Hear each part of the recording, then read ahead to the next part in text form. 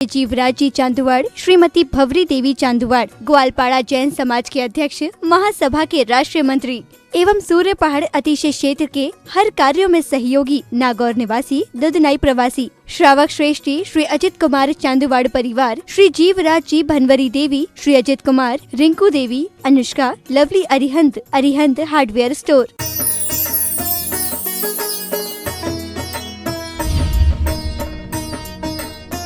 धर्म स्नेह आत्माओं, समाज का व्यक्तित्व कैसा हो, उस विषय पे आज मैं आपसे चर्चा करूंगा। आप विचार करके रखना, समाज कोई भी हो, समाज हमारे हर व्यक्ति का दर्पण होता है। समाज हमारे उस व्यक्तित्व को दर्शाने वाला होता है, रीढ़ की हड्डी होती है। जिस धर्म की जो भी समाज है, जिस धर्म की जो भी समाज है, वो समाज अगर एकजुट होती है तो आप विचार करके रखना, उस समाज का व्यक्तित्व बहुत आगे बढ़ता है। अगर समाज में बिखराव आने लगे, समाज के अंदर हर कोई अपनी मनमानी करने लगे, तो वो समाज टूट जाती है। समाज के मुखिया को बिल्कुल सतर्क रहना चाहिए। समाज का मुखिया पूरी समाज का दर्पण होता है। आप विचार करके रखना, भगवान राम की ओर अगर हमारी दृष्टि जाती है, भगवान राम ने अपने जीवन में ऐसी एक मर्यादा वाली समाज बनाई, ऐसी एक मर्यादा वाली समाज बनाई जिसके माध्यम से आज अयोध्या का नाम हर जगह लिया जाता है। अयोध्या के अंदर भगवान राम ने अपने सुख की परवाह नहीं करी, अपने जीवन को देखने का प्रयास नहीं किया। ख्याल करना, उन्होंने पूरी प्रजा के लिए जो हितकारी है, जो अच्छा हो सकता है, उसे करने का प्रयास किया। अगर हम अपने जीवन को देखने का प्रयास करें, इस शरीर हमारा पूरा का पूरा एक समाज है। इस शरीर की दृष्टि को देखने का प्रयास करें, जैसे मुख हमारा मुखिया होता है, और एक मुखिया कितना भी भोजन मुख में रखो, वो मुख में भोजन रहता नहीं है, वो अपने समाज को बेच देता है। शरीर एक समाज है। शरीर में दो आंखें हैं, दो कान हैं, नाक है, हाथ है, पैर है, पूरे शरीर का। और इस शरीर का मुखिया कौन है? ये मुख। अगर आप इस मुख में कुछ रखेंगे तो वो मुख अपने पास नहीं रखता है, पूरे के पूरे शरीर को भेज देता है, डाइवर्ट कर देता है, और पूरे शरीर में सारी व्यवस्थाएं बनती जाती हैं। आप विचार करो, पैर में कांटा लगता है तो दर्द किसको होता है? पूरे शरीर को होने लगता है। ऐसे ही हमारे जीवन में अगर हमारे पूरे शरीर में कहीं प्रॉब्लम होती है तो शरीर एक साथ एकजुट दर्द महसूस करता है। और शरीर में अगर खुशियां हो तो पूरा शरीर प्रफुल्लित होता है, आनंदित होता है। हम अपने जीवन में इतना ही सोचने का प्रयास करें कि समाज के प्रत्येक व्यक्ति को देखकर अगर चला जाए तो समाज एक बहुत ऊंचाइयों तक जाती है। समाज में पैसे वालों को देख लिया जाए, गरीब को छोड़ दिया जाए। जो तुम्हारी बात माने उसे तुम अपना बना लो, और जो तुम्हारी बात ना माने उसे छोड़ दो। तो ऐसे जीवन नहीं चल सकता है। हम अपने शरीर में भी देखने का प्रयास करें, अपनी हर जगह देखने का प्रयास करें कि कुछ तो बातें होती हैं जो हमारी मानी जाती हैं और कुछ नहीं मानी जाती हैं, लेकिन दोनों में अंतर नहीं करना है, दोनों में समान दृष्टि रखना है। भगवान महावीर ने कहा है, साध्यवाद की शैली से जियो, अनेकांत से अपन समझने का प्रयास करो। हर प्रकार के लोग हैं, हर प्रकार के लोगों को हमें समझाना है, हर प्रकार के लोगों को हमें आगे लेके चलना है। कुछ लोग हमारी बात मानते हैं और कुछ लोग हमारी बातें नहीं मानते हैं। मैं और मेरा का भाव खत्म करके हम और हमारा का भाव होना चाहिए। आप विचार करके रखना, समाज के लोग अगर परिपक्व समर्पण के साथ जीते हैं तो वो समाज चारों तरफ बहुत बड़ा नाम करने का प्रयास करती है। और समाज के लोग आपस में बिखराव करते हैं, आपस में टूट जाते हैं तो समाज का अस्तित्व समाप्त हो जाता है। अपने ही लोग अपने समाज को तोड़ देते हैं। हमें अपने लोगों के साथ ऐसा व्यवहार करना चाहिए। हमारे घर में, हमारे परिवार में 4 लोग होते हैं और मुझे मालूम है चारों की मानसिकताएं अलग अलग हैं, लेकिन जैसे उन 4 लोगों को अगर अपने घर की, परिवार की मर्यादा बनाना है तो विचार करके रखना, घर का एक मुखिया होना चाहिए। घर का एक मुखिया हो, वो 4 परिवार के चारों लोगों को साथ में लेकर चले। और एक बात का ख्याल करो, उन चारों को साथ में लेकर चलने का काम मुखिया का है, लेकिन मुखिया को भी चारों को देखना चाहिए, ध्यान रखना चाहिए। कैसे मनाया जाए, कैसे उनसे बात की जाए, कैसे उन्हें समझाया जाए, हर किसी की मानसिकता। लेकिन मुझे कभी कभी तो ये होता है कि विरोधी तत्व सामने हो तो जो कार्य करने वाला है उसको कार्य करने में आनंद आता है। विरोधी तत्व सामने होता है तो कार्य बिल्कुल व्यवस्थित होता है। जब तक कोई कार्य का विरोध ही नहीं करे तब तक उसके कार्य में आनंद नहीं आता है।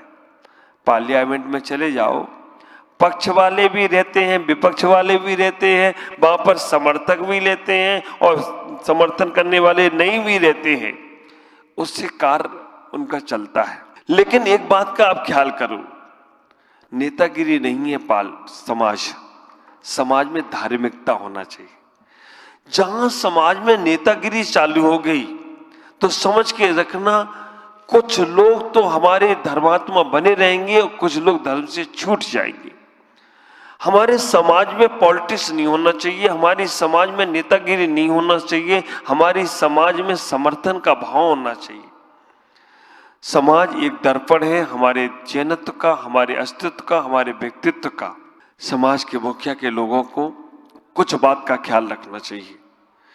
समाज केवल व्यापार से नहीं चलती है, समाज धार्मिक आस्थाओं से चलती है, समाज व्यवहारिकता से चलती है, समाज नैतिकता से चलती है, समाज आत्मीयता से चलती है, समाज प्रेम के भाव से चलती है। जो जिस संप्रदाय को मानने वाला है उसको अपनी समाज के विकास के लिए हमारे पूजा स्थल बहुत अच्छे होना चाहिए। इस बात का ख्याल रखना है कि हमारे धार्मिक आस्थाओं के स्थल बहुत सुंदर होना चाहिए, क्योंकि वो पूरी समाज की धरोहर है। समाज में ऐसे लोग होना चाहिए कि हमारे घरों में, परिवारों में जो बच्चे पढ़ नहीं पा रहे हैं उनके लिए एक फंड होना चाहिए, जिससे उन बच्चों को पढ़ाया जा सके, उन बच्चों को आगे बढ़ाया जा सके। समाज में बहुत से हमारे बच्चे और बच्चियां हैं जिनके विवाह संबंध नहीं होते हैं, वो इधर उधर जा रहे हैं और विवाह संबंध के कारण से भटक रहे हैं। तो हमारे समाज की एक ऐसी लिस्ट, एक ऐसा व्यक्तित्व होना चाहिए कि आपस में बात करके, आज हर बच्ची चाहती है कि हम बड़े शहरों में जाकर शादी करेंगे, तो विचार करना फिर गांव में कहां से बच्ची आएगी। गांव की बच्ची भी बाहर जाना चाहती है और तुम भी अपनी बच्ची को बाहर भेजना चाहते हो शहरों में, तो तुम्हारे बेटे के लिए कौन अपनी बेटी देगा गांव में। ख्याल करो, आप इतना ही समाज के लोगों को इस विषय पे सोचना चाहिए कि हमारे बच्चे बच्चियों का संबंध अगर गांव में अच्छे तरीके परिवारों में होता है तो हमें करना चाहिए। हम अपने गांव में बच्चों के लिए संबंध, आज बहुत से हमारी समाज में विकृतियां आ रही हैं। आज हमारे समाज के लोग, बच्चे हों बच्चियां हों, अदर समाज से बच्चे लेकर आ रहे हैं, अदर समाज में बच्चियां जा रही हैं। इस समाज का दुर्भाग्य कहूंगा मैं कहूंगा एक ऐसी पहल समाज को करना चाहिए, हमारे बच्चों को पढ़ने के लिए लोन दिया जाए, हमारे बच्चों की शादियों के लिए लोन दिया जाए, पैसा खर्च किया जाए, हमारे समाज के उस विकास के लिए इतना बड़ा फंड बनाया जाए जिससे हमारी समाज बहुत बहुत आगे बढ़ती चली जाए, जो जिस समाज में हो। और एक बात का हमेशा ख्याल करना, तुम्हारी समाज को ऊंचाइयां देने का काम साधु संत करते हैं, तुम्हारी समाज को ऊंचाइयों पे पहुंचाने का काम साधु संत भगवंत करते हैं। और अगर उनका समाजों में आना जाना रहेगा तो हमारी समाज का अस्तित्व बचा रहेगा, हमारी समाज की धार्मिक आस्थाएं बची रहेंगी, हमारे समाज के लोगों का भटकाव बचा रहेगा। और जब तुम साधु संतों का आवागमन ही बंद करा दोगे, साधु संतों के पास ही जाना आना बंद कर दोगे, क्या बचा है तुम्हारे पास? ख्याल करो, हमारे तीर्थंकर जैसे भगवंतों के पास जब कभी कोई संत पहुंचता था नगर में, तो वहां का राजा उनकी सेवा भक्ति के लिए घर परिवार छोड़कर और पूरे लश्कर परिवार के साथ वहां जाता था। उनकी सूचना मिल जाती थी तो वो माली को उपहार देते थे कि आज तुमने एक संत की, भगवंत की खबर मुझे सुना दी। दुर्भाग्यशाली है वो समाज जहां साधु संत आकर बाहर से चले जाते हैं। दुर्भाग्यशाली है वो समाजें जहां पर साधु संतों की खबर पहुंचे तो उनके कान में रूह नहीं जागती है। दुर्भाग्यशाली है वो समाजें जिनके पास धर्म की आस्था नहीं है। व्यापार बिजनेस से तुम अपने धर्म को नहीं बचा सकते हो, अपने समाज को नहीं बचा सकते हो। ख्याल करना, व्यापार करने वाले हर संप्रदाय के लोग रहेंगे, बिजनेस बढ़ाएंगे, लेकिन वो तुम्हारे समाज के आकर मंदिर नहीं बढ़ाएंगे, वो तुम्हारे समाज में आकर संतत्व को नहीं बढ़ाएंगे, वो तुम्हारे समाज में आकर तुम्हारी चर्या को नहीं बढ़ाएंगे, वो अपने ही को ही डेवलप करेंगे। और तुम भी बिजनेस व्यापार करके पैसा कमा के अगर अपने धर्म को नहीं बढ़ा सकते हो, अपने समाज के लोगों को नहीं बढ़ा सकते हो, अपने साधु संतों की व्यवस्थाएं नहीं बना सकते हो, तो तुमसे ज्यादा दुर्भाग्यशाली और कोई नहीं होगा। मैं कहना चाहूंगा पूरे भारत के समाजों को आप इतना ही विचार करना कि आप अपने जीवन में ऐसा प्रयास करो। हमारे भामाशाह महाराणा प्रताप के पास जब कुछ भी नहीं बचा, जब अंग्रेजों ने, जब औरंगजेब मुसलमानों ने महाराणा प्रताप को जमीन पछाड़ उनको परास्त कर दिया, फिर उस वक्त भामाशाह ने अपना सब कुछ उस देश के राज के बचाने के लिए न्यौछावर कर दिया। ख्याल करो, हमें भी अपनी चर्याओं को समाज के, अगर मैं जैन समाज की बात करूं, जैन समाज के एक कुछ आचार संहिता होना चाहिए। जैन समाज का एक ऐसा व्यक्तित्व होना चाहिए। ख्याल करके रखो, रात्रि भोजन का त्याग और किसी संप्रदाय से हम नहीं सोच सकते। केवल जैन और जैन से एक अपेक्षा रखी जा सकती है कि रात्रि में भोजन नहीं हो। और जब जैन और जैन संप्रदाय की ये अपेक्षा जैन ही पूरी नहीं करेंगे तो और किससे अपेक्षा रखी जाएगी?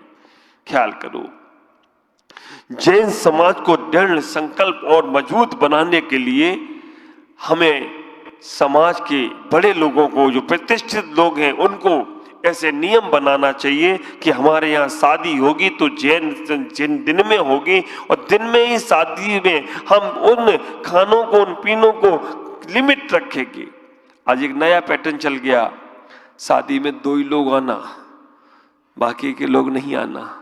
बच्चे कैसे सीखेंगे कि हमारे रिश्तेदार कौन हैं, हमारे परिवार के लोग कौन हैं, हमें किनसे मिलजुल कर रहना है?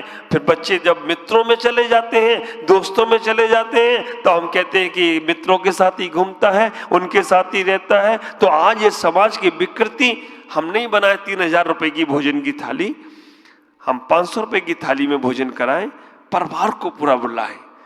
जब समाज में हर कार्य में पूरा परिवार आएगा, जाएगा, बैठेगा, तो विचार करके रखना, हमारा व्यवहार बढ़ेगा, हमारे संबंध बढ़ेंगे, हमारे जैन धर्म को बच्चों का आपस का तालमेल बढ़ेगा और अच्छा कार्य होगा। और मैं कहना चाहूंगा, हमारी समाज के जैन समाज हो जो इतनी समर्थवान है, इतनी सक्षम है कि वो अपना खुद का बहुत अच्छा स्कूल, कॉलेज, हॉस्पिटल चालू कर सकता है। तुम्हारे मंदिरों से तुम्हारी आस्थाएं तो बचेंगी, लेकिन तुम्हारे धर्म को बचाने के लिए, तुम्हारी समाज को बचाने के लिए हमें व्यवहारिक कार्य को भी करना पड़ेगा, हमें जनमानस के कार्य को भी करना पड़ेगा।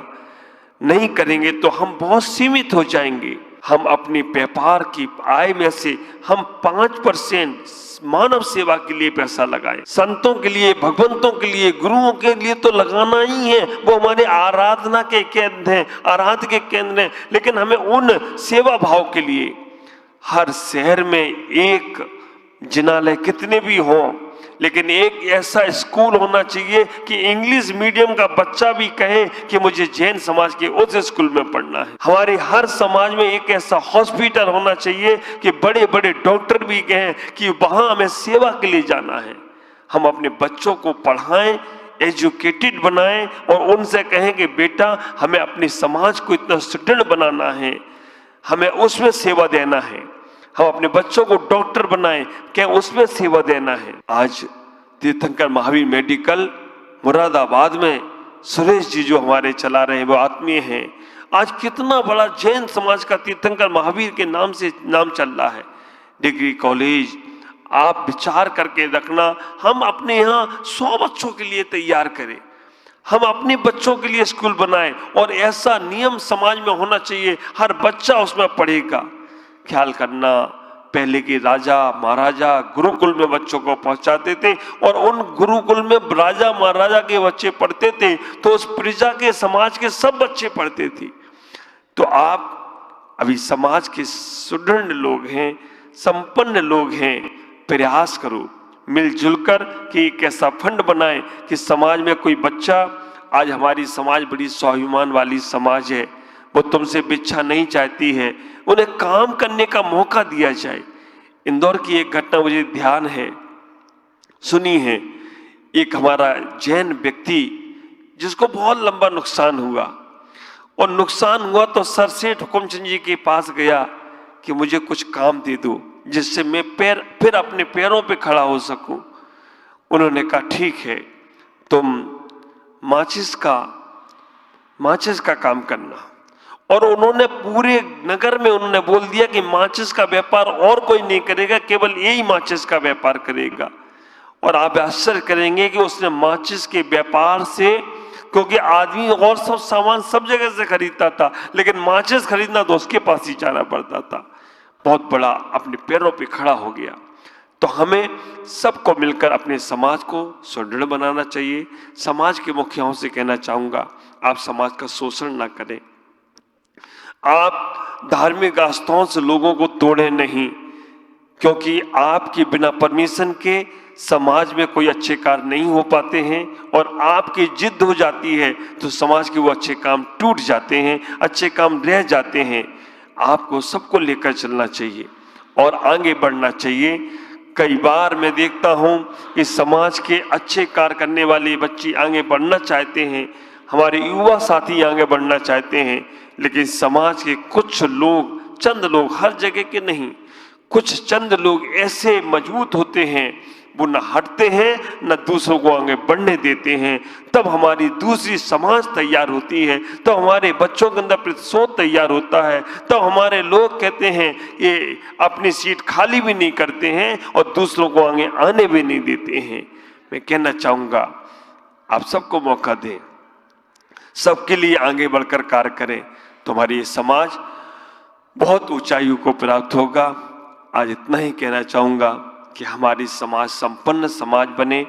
स्कूल, कॉलेज, हॉस्पिटल, सेवा के कार्य, जगह जगह प्याऊ, जगह जगह पशुओं के लिए हम आहारशाला, लोगों के लिए भोजनशाला, हर सब चीज़ों में अपना सदुपयोग लगाएं, लोगों को संस्कार पहुंचाएं। हम मंदिरों से अपनी आस्था को बढ़ाएं, लेकिन जनमानस की सोशल सेवाओं से हम लोगों के दिलों को जीतने का प्रयास करें, तो हमारी समाज अल्प होने के बाद भी काम बहुत करेगी। कम है काम के हैं, ऐसा जीवन बनाएं जैसे आपका जीवन लोगों के बहुत काम में आए। आप सबका जीवन मंगल में हो। ओम नमः। जय गुरुदेव।